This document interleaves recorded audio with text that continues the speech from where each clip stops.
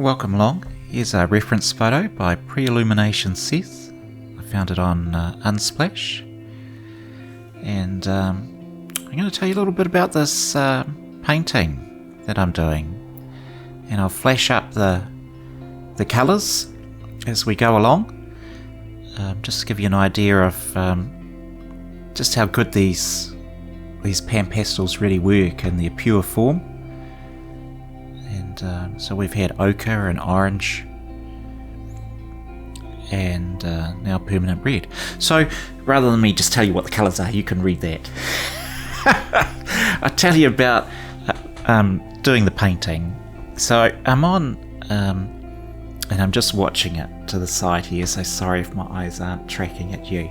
So a beautiful orange tint for light. So it's been said that painting with pastels is like painting with light. And so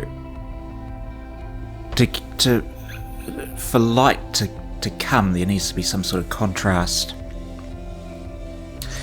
And I have a pastel matte paper, 70 centimeters by 50, and I gave it a wash with a black gouache. It was previously, the paper was sort of a dark blue, but I really wanted some intensity with blacks. And I do have my studio light on as I'm painting this, so it's actually showing up a little lighter than without the lights obviously on it. That part I'm just doing on the neck with the phthalo green. That was like the best decision ever, and really pays off later on in the painting when I come back to a neck, which I think I'll do a part 2 of this episode. I don't want to make it too long. Respect everyone's time. If you actually want to watch the painting in real time, I have a playlist, Dances in the Dark, and you can see me painting in real time from start to go, from picking the palette for this to the final touches that I did. And it took about 10 hours to do the painting, and this video is going to be about 12 minutes, so I'm really compressing probably the first 5 or 6 hours into this video. I wanted to just show that using now this bit here, permanent red tint.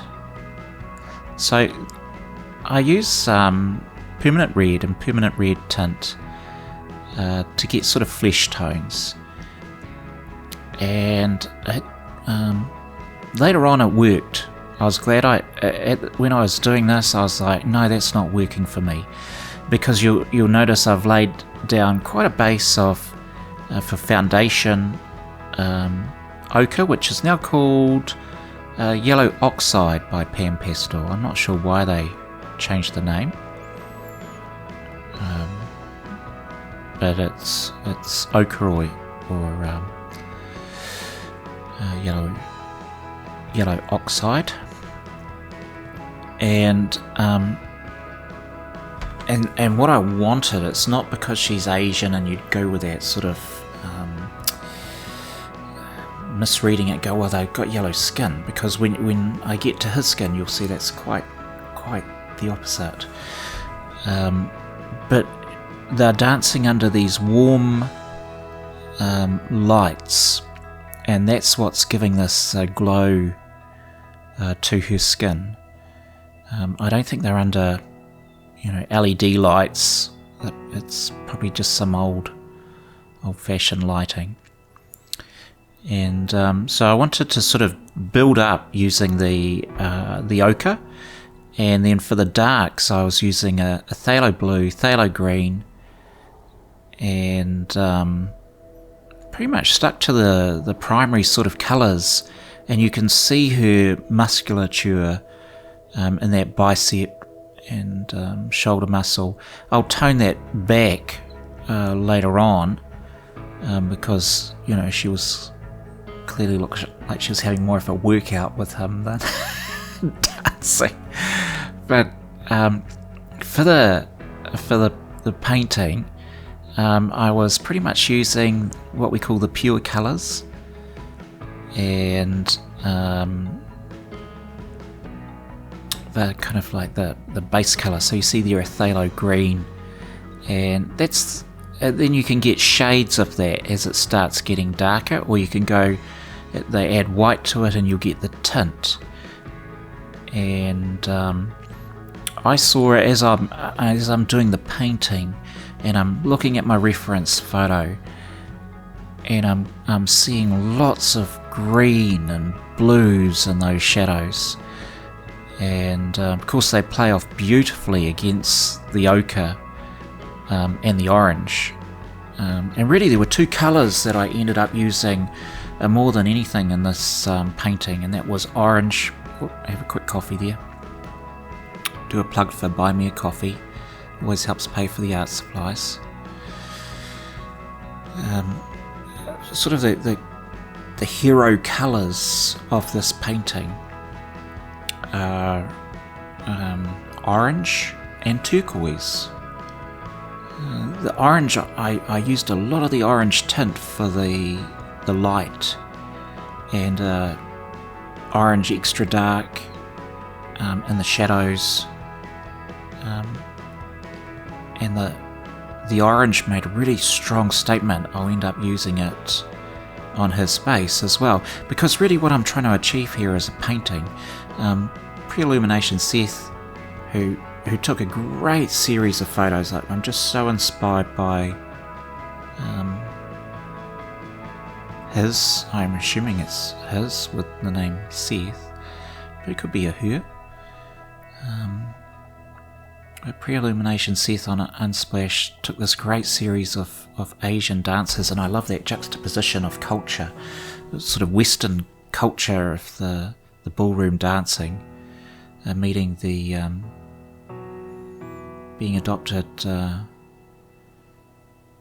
by the East. And but really the point of this video is to just show that I'm not using any other pastel. There's no sticks, there's no pencils coming out. What you see is Panpastels, and it's so much more than a foundation. The things you can do with Panpastel, so often I see it sort of relegated to card making, and there's nothing wrong with card making. My wife makes beautiful cards. She often uses distressed ink rather than Panpastels. I don't think she's ever used the Panpastels for card making. But it kind of ended up in a crafty realm instead of where I believe it was a huge innovation for pastelists. And sometimes when I'm painting with it, it almost feels like I'm sculpting the figure out of the paper. It's an incredible sort of experience to see it come to life, and the more I use the Panpastels, the more I've fallen in love with them.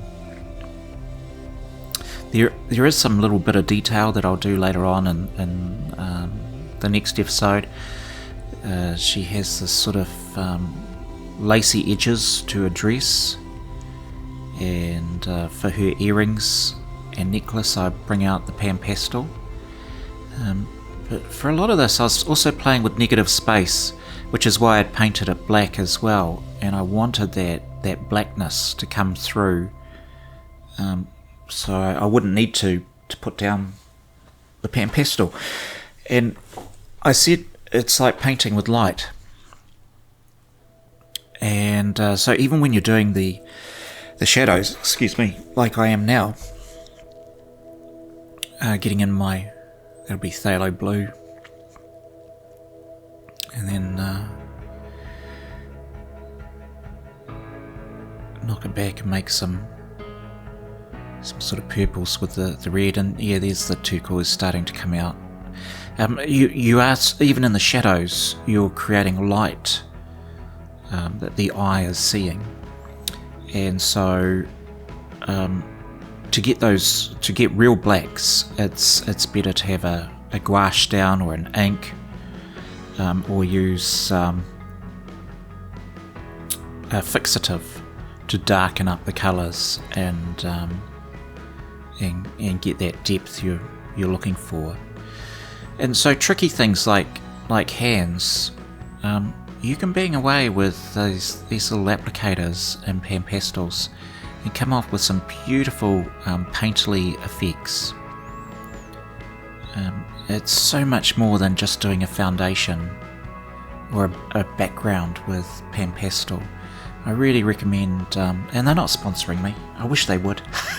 Hurry up, Panpastel, sponsor me. But make me an ambassador because I love your product. But for this, I just wanted to show just their versatility and how much fun they are to use for painting as well. There's that orange coming onto his face, and pretty much I'll leave that. I'll have a final shot where you can see the finished product at the end of this video. We've only got, I don't know, less than a minute left to run on it, and then I'll come back and show you how I've finished off the painting, even doing most of the hair with Panpastel, and rescue her back from just looking a bit too bodybuilder-ish. So again, if you want to see it in real time, check out the live series. It'll be in a playlist there. Otherwise, I guess it's time to thank you very much for taking the time to watch this video with me. And I hope it's inspiring for you to go and try something with art. Until we see each other again. Goodbye for now.